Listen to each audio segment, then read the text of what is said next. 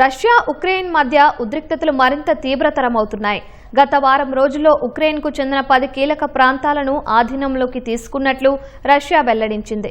సుమారు 2600కు పైగా ఉక్రెయిన్ డ్రోన్లను కూల్చివేసినట్లు తెలిపింది. గత 7 రోజుల్లో ఉక్రెయిన్పై 5 సార్లు దాడులు చేశామని స్పష్టం చేసింది. సైనిక, రవాణా, మౌలిక సదుపాయాలతో పాటు ఇంధన కేంద్రాలను దెబ్బతీశామని చెప్పింది. అటు ఉక్రెయిన్ కూడా రష్యాపై ప్రతిదాడులు చేసింది. వోల్గోగ్రాడ్ చమురు శుద్ధి కర్మాగారంతో పాటు సైనిక స్థావరాలపై దాడులు చేసినట్లు ఉక్రెయిన్ సైన్యం ప్రకటించింది. రష్యా తమ భూభాగంలోకి పదే పదే క్షిపణులను ప్రయోగిస్తోందని ఆరోపించింది. మరోవైపు ప్రస్తుత పరిస్థితులను చూస్తే ఉక్రెయిన్ యుద్ధం ముగింపు దశకు చేరుకుంటోందని రష్యా అధ్యక్షుడు పుతిన్ అభిప్రాయపడ్డారు. అయితే యుద్ధం ఎప్పుడు ముగుస్తుందనే దానికి ఖచ్చితమైన కాల పరిమితిని చెప్పలేమని స్పష్టం చేశారు. రష్యాతో యుద్ధానికి సిద్ధమవ్వాలంటూ ఐరోపా దేశాల నాయకులు చేస్తున్న వ్యాఖ్యలను కొట్టిపారేశారు.